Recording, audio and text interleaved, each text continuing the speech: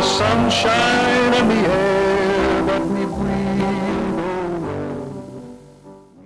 Hello, you're welcome. It's another wonderful edition of Reminiscences on OGTV. Reminiscences, as you know, is the program where we get to talk to people around us, legends or kizars of our time who have made their marks in their different callings, so to say, so that people like us, people like you watching, would learn one or two lessons from their experience. And interestingly, tonight, I am going to be joined by another octogenarian. He's 82 as we speak. And of course, I'm talking about no other person than Chief Dr. Joseph Babatu. Okay, you're welcome to Reminiscences this evening on OGTV. Thank you very much. Thank you very much. I mean, what's at 82, so to say, what is the magic wand? You are looking boyish, but Afro here is still very much standing. And of course, you are handsome. So, what has been the magic wand? Thank you very much. I don't think that there's any magic wand. It's all about contentment. If you are pleased with whatever you are doing, if you are pleased with where God has placed you, I think you will enjoy life and you will enjoy a healthful life. And I think that has been my lot, and I thank God for it. Okay, before we start the interview properly, let me give you something. Let me just give you some information about our guest. Chief Oke was born in Abeokuta and has lived in Lagos since age of 3 months. He had both primary and secondary education in Lagos, while his tertiary education was at the Hackney Polytechnic, City of London College, City University, and Cranfield University, all in the United Kingdom. He was with the Leventis Group from 1967 to 2016, where he started as a sales engineer and rose rapidly through the ranks to become general manager, executive director, managing director, and finally group executive chairman before retiring in 2016. Chief Oke was honored by the federal government of Nigeria in 2004 with the Nigerian National Honors Award of the Officer of the Niger, OON, for his contributions to the economic and industrial growth of Nigeria. He was also named by the Nigeria Stock Exchange in 2014 as one of the titans of corporate Nigeria. Chief Oke holds 2 honorary doctorate degrees in business administration from the Commonwealth and Brandley Universities. He was also honored with several chieftaincy titles, which included Otun Babalaji of Egbaland and Balogun of Egba Christians. He is a patron and life patron of several church societies, Boys Brigade and Boy Scouts.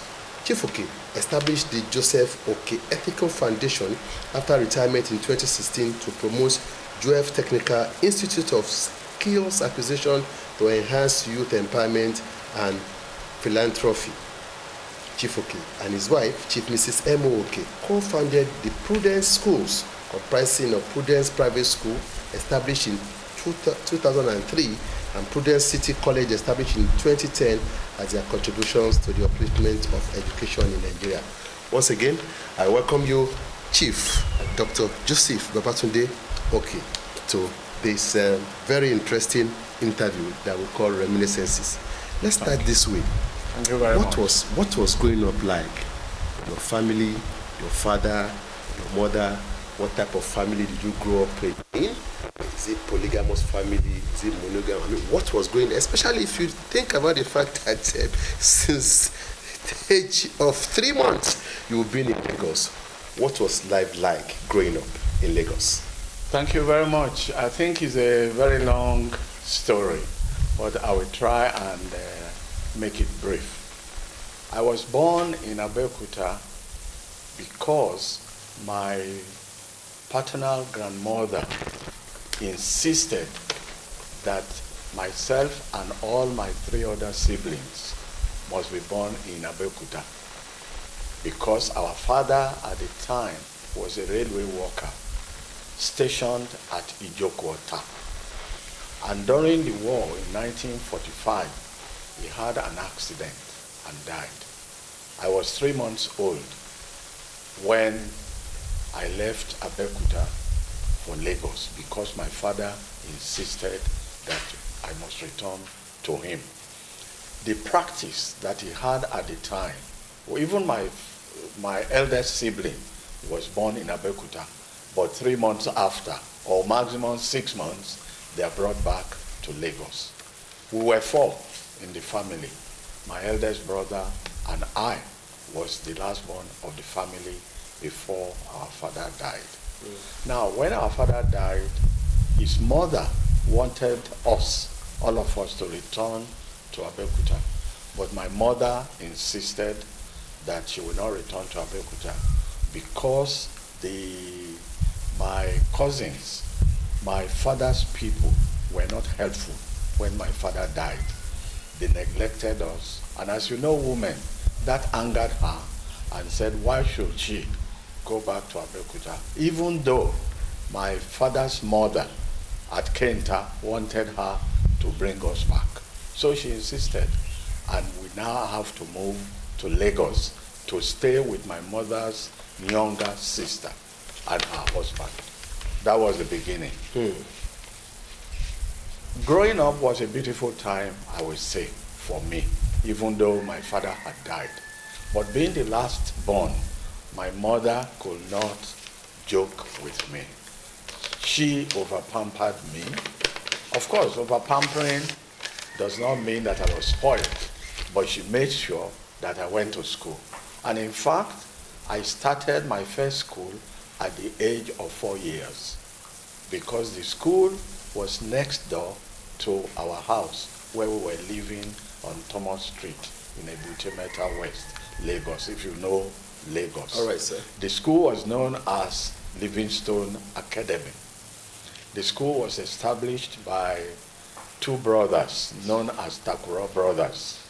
And I was told that at the age of 4, whenever the school opened, I would take my slate. You know, in those days you start with a slate. Slates, yeah. I would take my slate and I would go into the class and sit with the pupil. And that's how I became a student of that school. But eventually I left the school to attend African Church School at Oyingbo when I was in standard 2, I think. So I stayed there until I was in standard 5. Of course, at that time, I was already playing ball, having peer group. So some of my peer group encouraged me to move away from the African Church School to St. Paul's Catholic School. The same at Ebutemeta. So for my G2, I did it at St. Paul's Catholic School in 1954. I don't know whether I should stop there. What about secondary school? Okay, after my primary school, because I was so dear to my mother, and I have some peculiarities myself, and the peculiarity is that I don't eat. I do not eat, even when I was a kid. And I was always told that it was my father, before his death, who overpampered me, that I will not eat. I have 2-3 things that I eat. Boiled yam, bread, and sardines. That was all. I never touched stew until I was in secondary school. So when I left primary school, at that time I was already half Catholic, half Anglican. So there was a school again in our area, and my mother insisted that I must go to that school. The school was founded by a reverend gentleman and was a private school, but was not very far from our, it was a walking distance.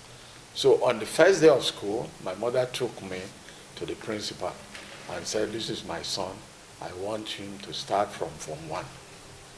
So after the usual examination and all that, I was admitted.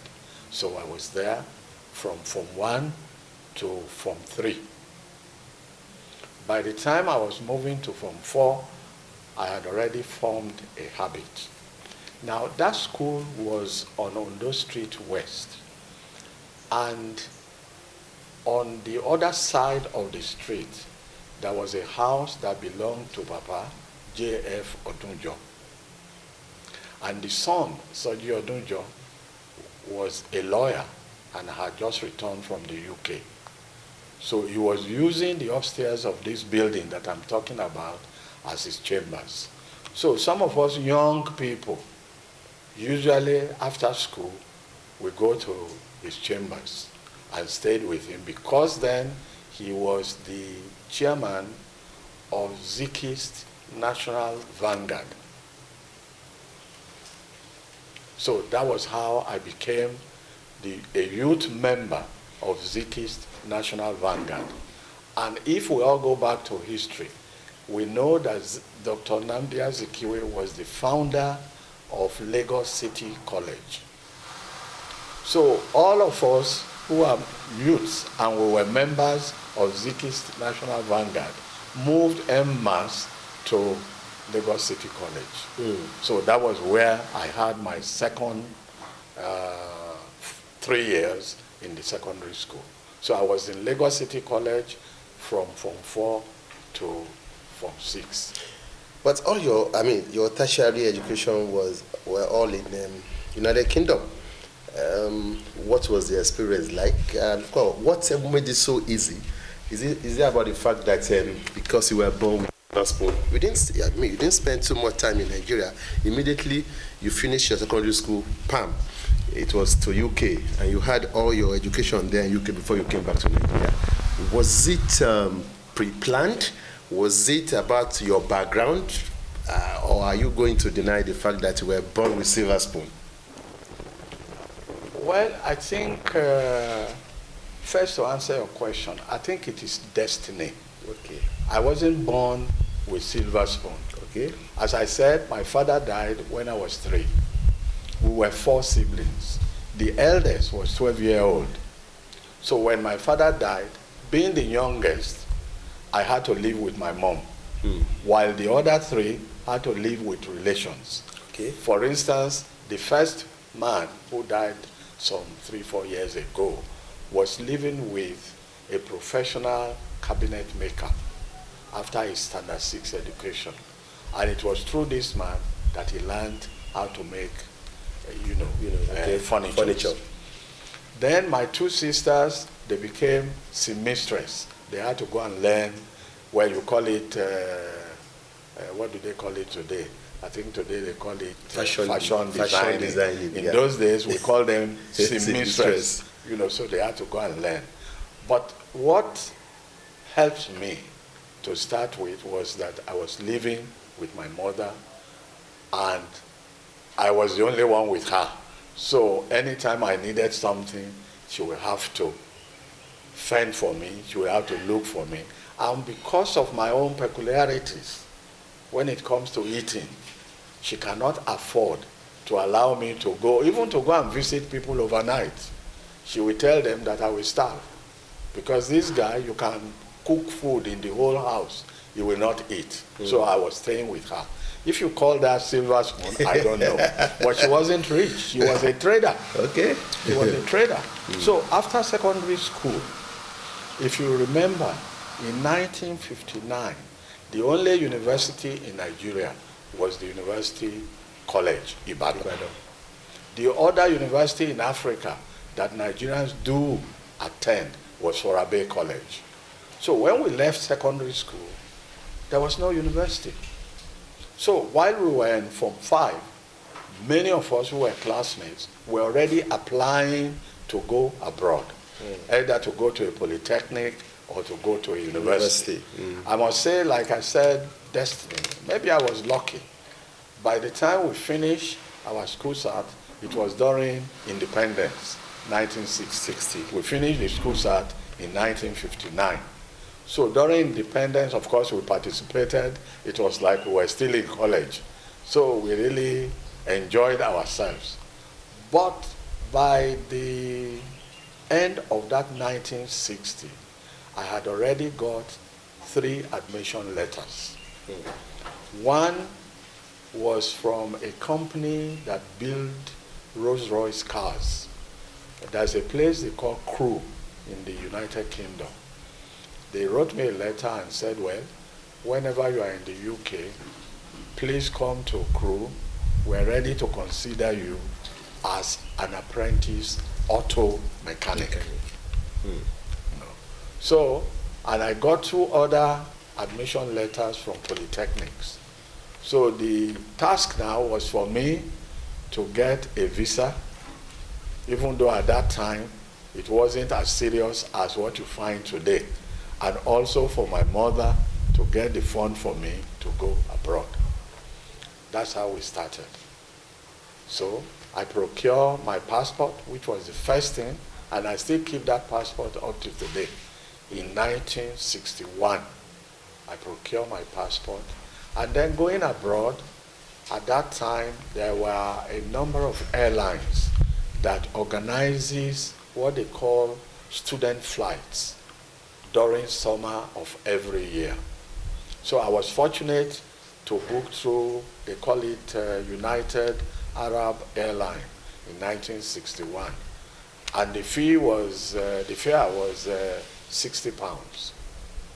So my mother had to look for 100 pounds, 60 pounds for my flight and 40 pounds for me to hold so that when I get to the UK, I will not become stranded.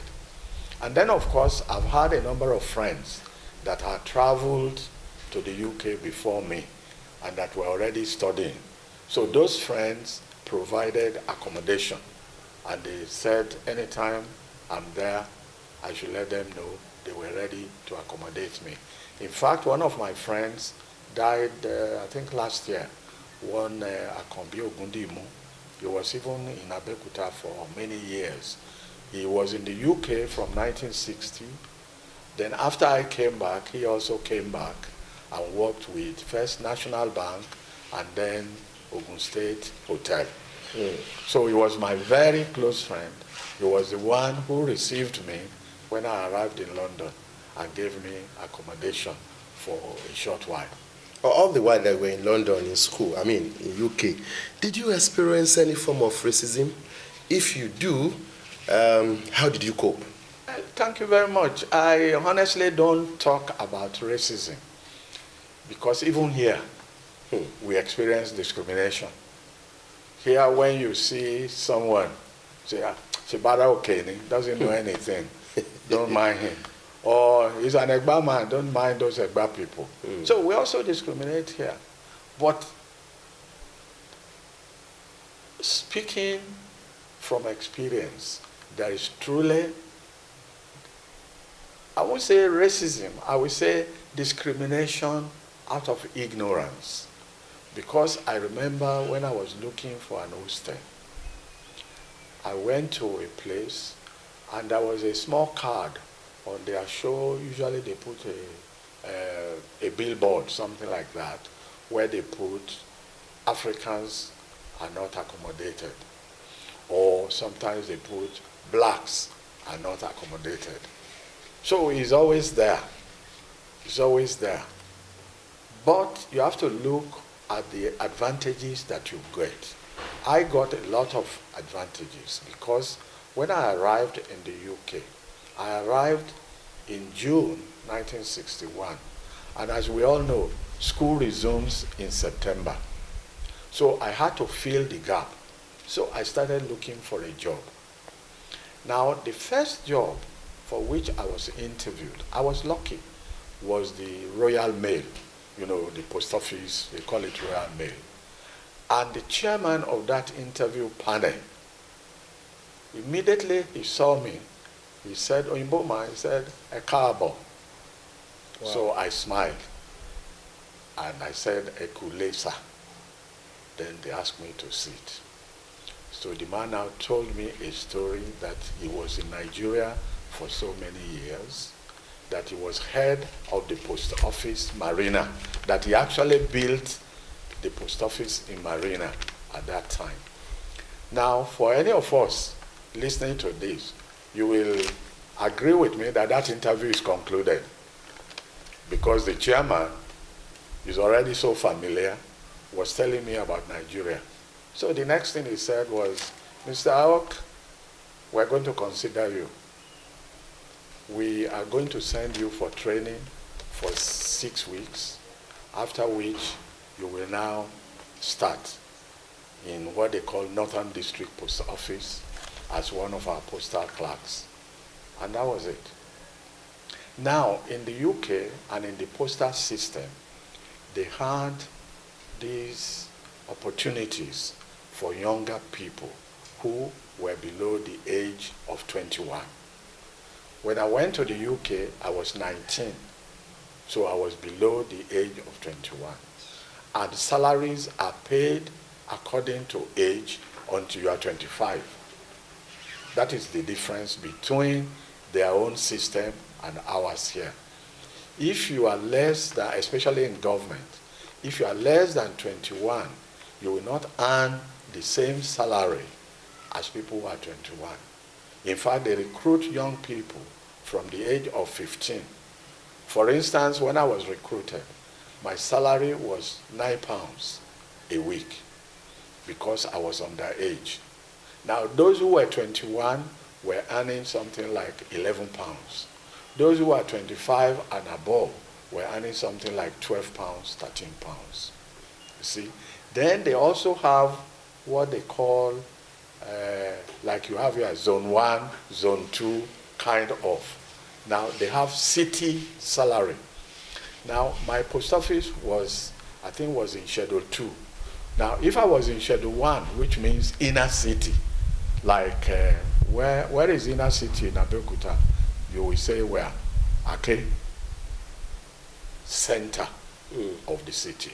Now, if you are working in the center of the city, your salary and allowances will be different from somebody who is living in this area. Okay. So it's so organized.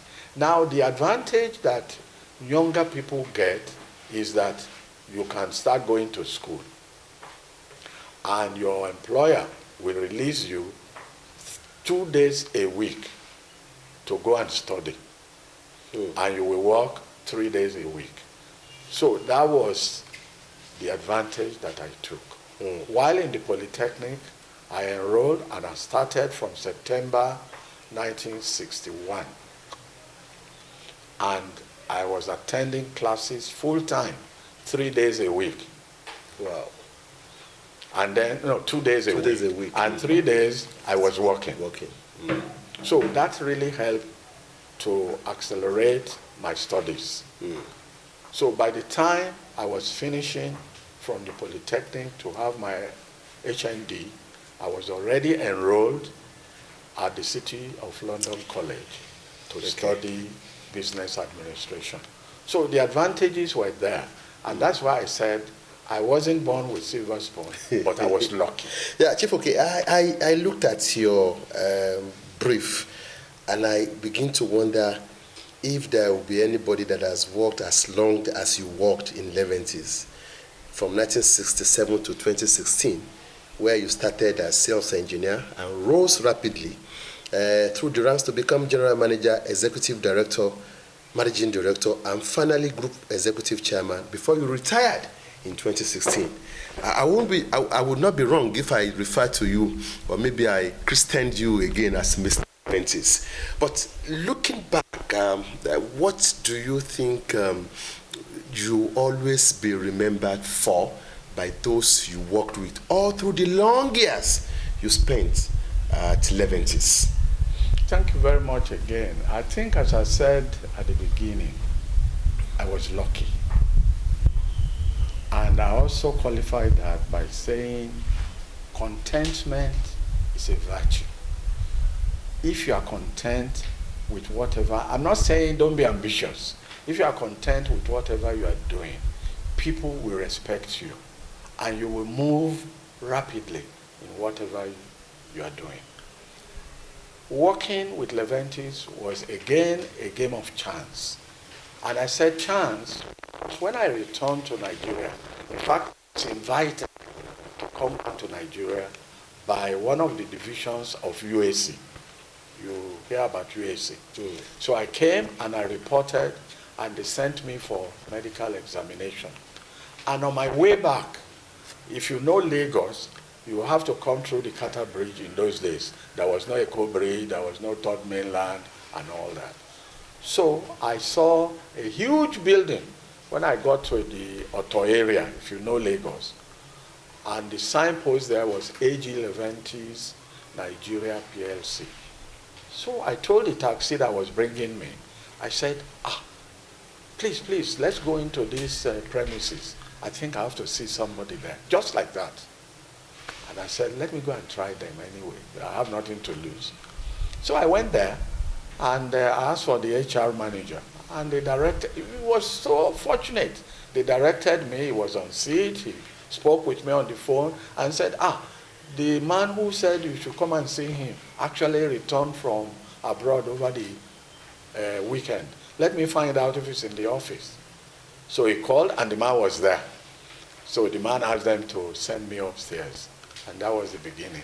He convinced me not to go to USC, to join Leventis as a family organization.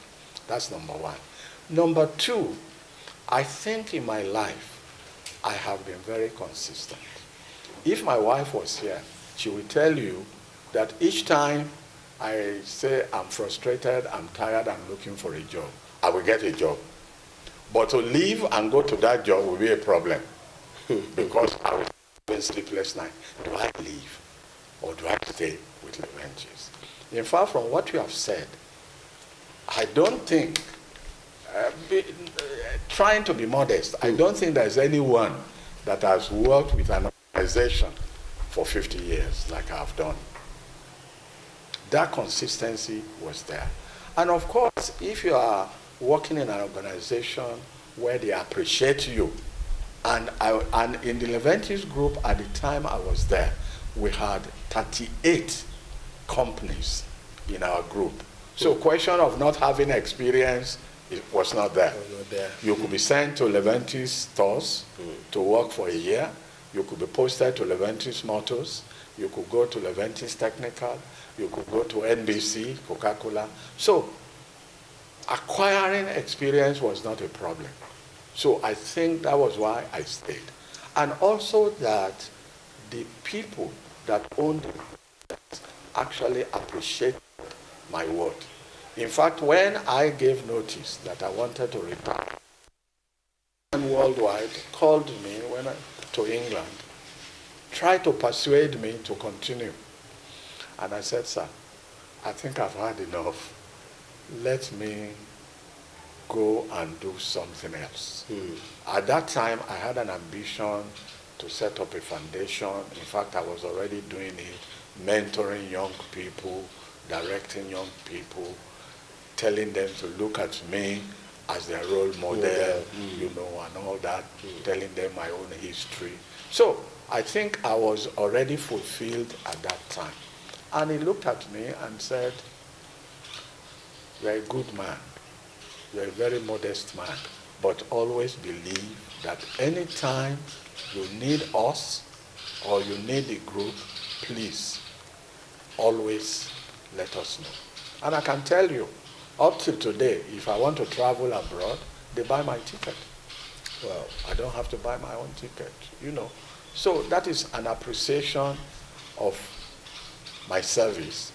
And also it's an example to younger people that if you are contented, doesn't stop your ambition. Doesn't stop your ambition.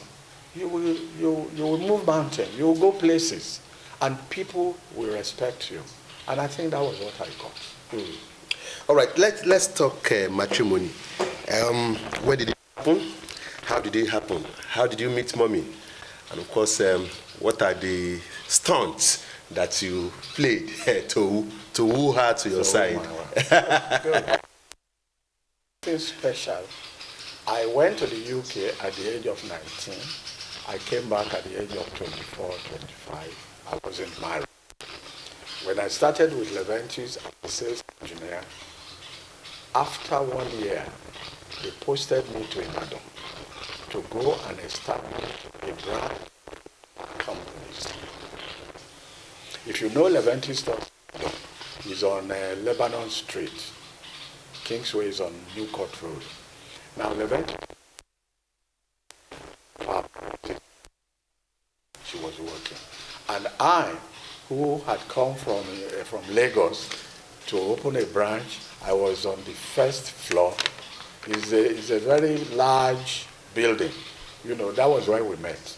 She was in the cosmetic section one day, and somebody came to me for something, and I took the person to the store, to the electrical section, and I saw my wife, a young woman. So I went and said hello to her, and she said hello. I didn't know she came from Abeokuta or anywhere. And that day I said to myself, I'm going to marry that girl. I like her, she's pretty. So that's how I started. Dated her, she was reluctant, but eventually she went out with me for lunch. I was out married. April 1968. This April will be our 55 years of marriage. And since then, we thank God we have been blessed with 3 boys and 2 girls. So one can easily say that what Leventis have joined together, we thank God that nobody... Of course, she had to leave Leventis after we got married and all that. So we thank God. We thank God. We thank God. Couldn't have been better, even though we're not rich, but we thank God for the contentment that God has given us. Now, with your experience in Leventis, 50 years is no more, as they will say on the street. I want to refer you back to a public lecture that you gave in 2016, and that's where my next question is going to come from. Sir, can Nigeria survive another century as a corporate entity? Or if you look at, as a corporate entity, how much can you say of Nigeria? Are we there? Were we there before we slided? Can we get up there from your experience? Well, that's a tough question. That's a tough question, but I think that you need to get that book to read it. Now, I mentioned it in my CV. It wasn't the only lectures I gave, but I always mention this because it is very relevant. It has to do with Nigeria. I was invited by Lagos State University when they were having this anniversary to be a lead lecturer. There were other lecturers and lectures, but the important thing was, if you read the book, you'll probably understand it, because I think I was the #1 contributor there. And there were too many ifs. Ifs. If we do this, yes, we can be assured. And you could see the ifs unfolding every day. Look at what we're going through. No fuel, no money, the roads are bad, no water, no power. This is not the first time that we're changing currency, even here in Nigeria. I remember during this same Buhari regime, between 1983 and 1985, we changed our currency about twice during the Agbo and Buhari. We didn't go through what we're going through. Without stress. We didn't go through what we're going through today, but you could see the stress. Then we've had shortages of fuel from time to time. It wasn't as bad as this. You see, so these were the ifs, that if the politicians will not do the right things. I don't like to be subjective, and that is why in that book you will not see us saying it will not happen. But after the first century, what was said, nobody has seen that letter written by Lord Lugard that after 100 years we need to decide to come together and sit and determine whether we want to continue as one, or we want each geopolitical zones to go their separate ways. So those ifs are still there, but we put it a century because it was the anniversary of another century. 1914 to 2014. And even 1914 to 2014 if you catalog the history of what we have gone through, it was hell. It was a hell. So that was why we raised the question.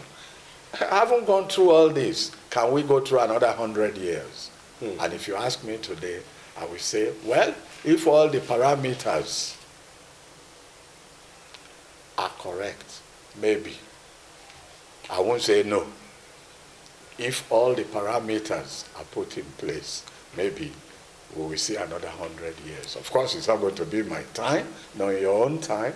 It is the generations that will come then that will be looking back on this history. Sir, those who are leaving Nigeria for one reason or the other, I'm sure that you are not regretting being in Nigeria. But if you look at the various reasons why they leave, we call it Japa syndrome. Do you blame them? Well, let me tell you, this is not the first time that Nigerians were leaving this country. We left during our own time. Nearly all my colleagues, all school leavers at that time were eager to leave, but for a different purpose. To go after that degree, that education, was why we were leaving. But it was much more than now. But most of you came back. That's where most of you wanted to get the degree and come back to contribute to national development. Yes, we went for the golden fleece, and as soon as we had it, we came back. Even at that time, there were a lot of Nigerian girls that went to the UK for nursing, for this, for that, but they came back.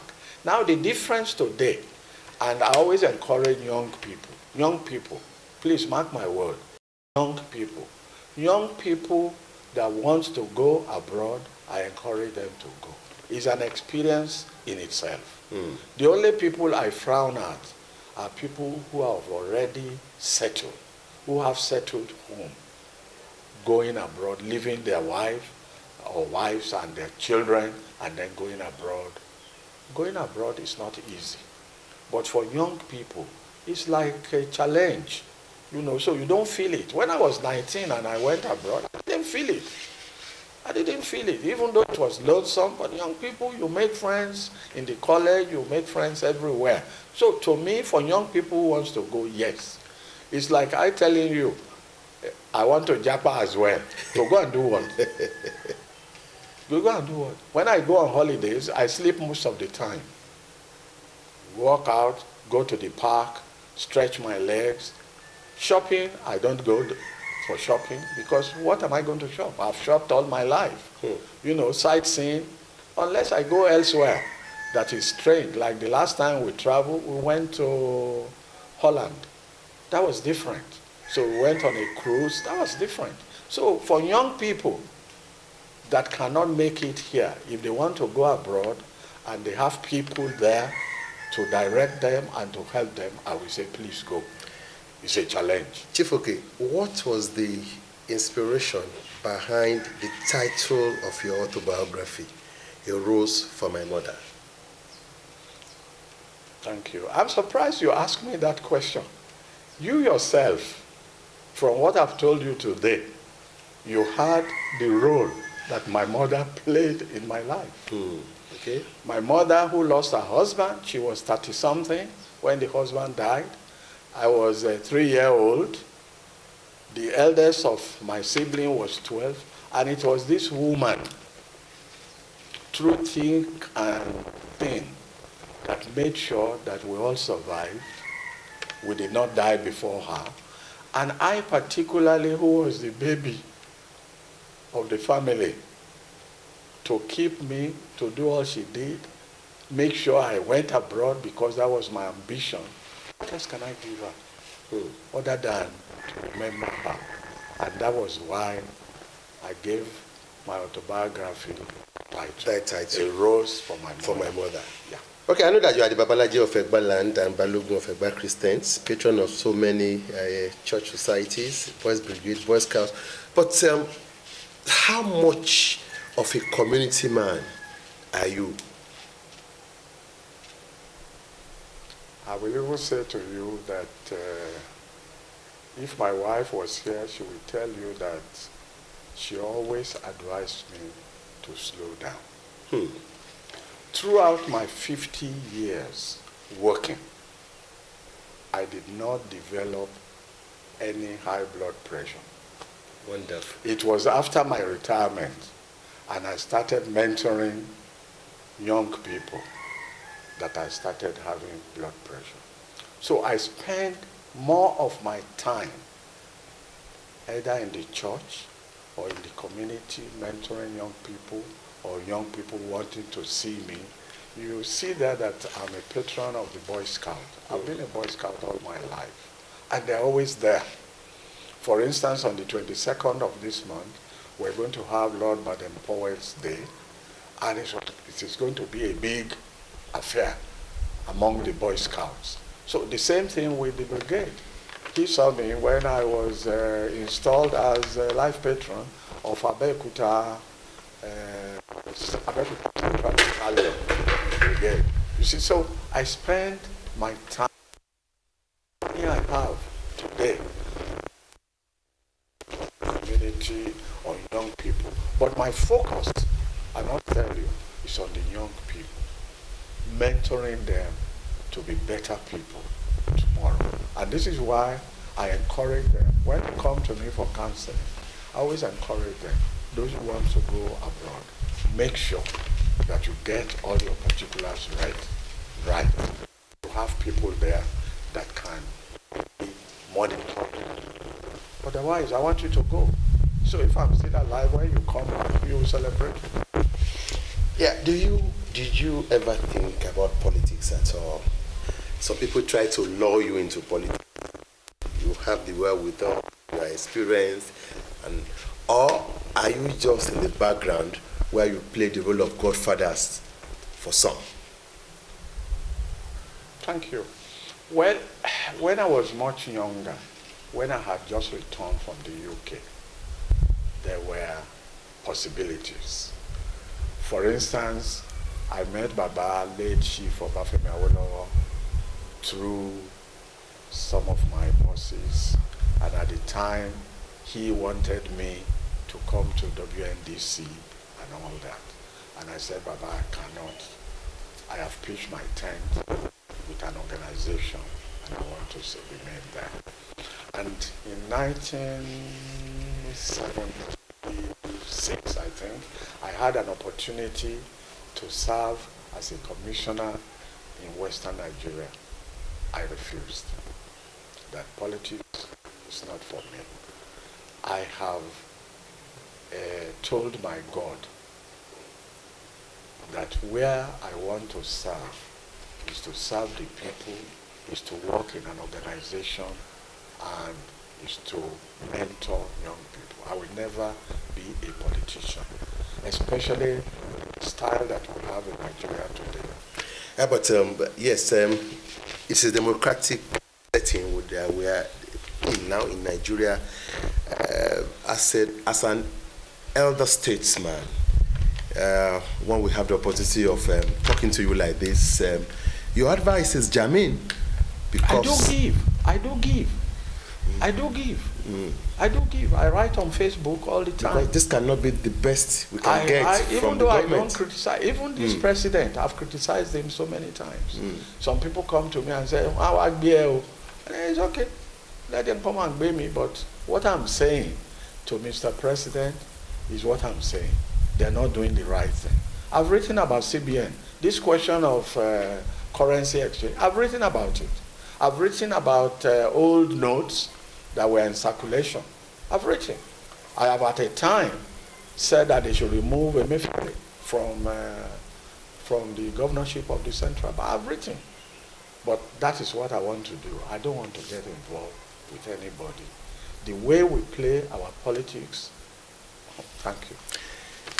Cast your mind back to when you were young, and of course, let's just oppose it with the challenges the younger generations are facing now, because this is our own society. This is the kind of governance that we have right now in Nigeria.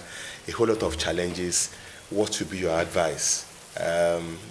Because if you look at it, I think there are more challenges for younger generation now than there were during your time as a younger generation. So what would be your advice to the younger generation going by the societal challenges? I'm not sure that the challenges are more now than before. Wow. I think it is us that have made it to look as such. Yes, it is true, the population has increased. I told you at the beginning that I knew Babasoji Odunjo.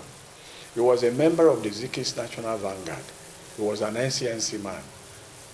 Myself and some of my peer group were members of Zikis National Vanguard. Because at that time, there was no difference. We didn't see any difference. We didn't see any difference. We believed that Nigeria was one. Whether you are an Igbo man, or you are a Yoruba man, or you are in Action Group, or you are in NCNC, we regard everything as one.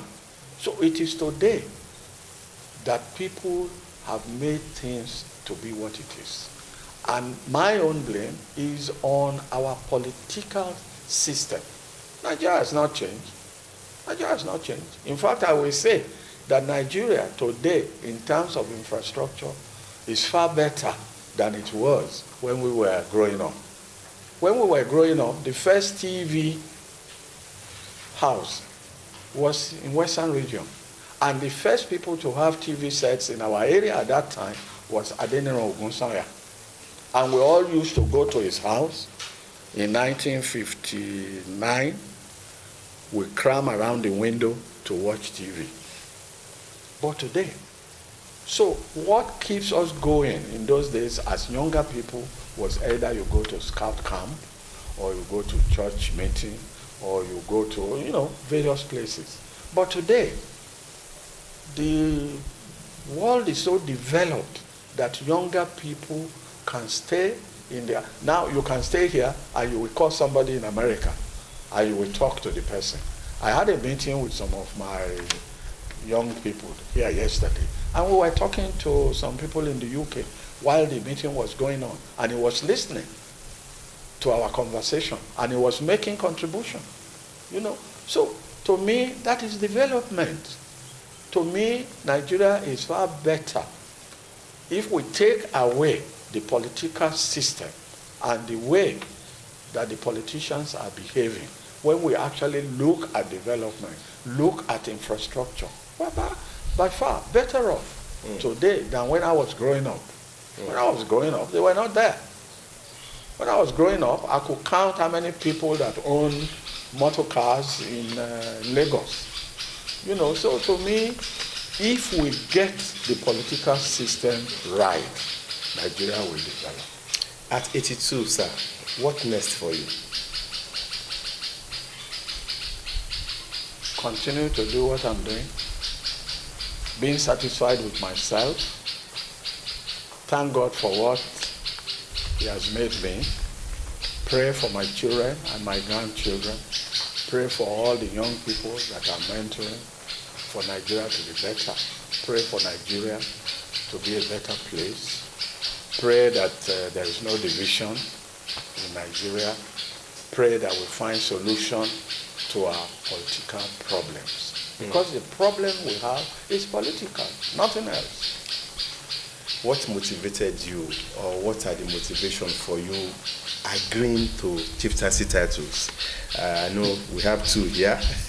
We don't know. You can still be giving more. Well, it actually is more than two. I only put those two. For instance, in my township, in Egba, we have townships. Yes. In my township, I have a chieftaincy title. But because in my family, we have both Christians and Muslims. On my mother's side, they're Muslims. On my own side, we're Christians. And that's the way it is with most people from Abeokuta. That's the way. No, even Yorubas. Yeah, Yorubas. But of course, at the background, we also have traditional worshippers. And Onifa. If you ask some of us, by our great-great-grandfather, who were given Ifa names, which a lot of people have changed. We were known as Fasheyi. Some people have changed it to Olusheyi and all that. Now, I was invited when my mother died to come and take the title of her father. And I said, look, I'm a Christian.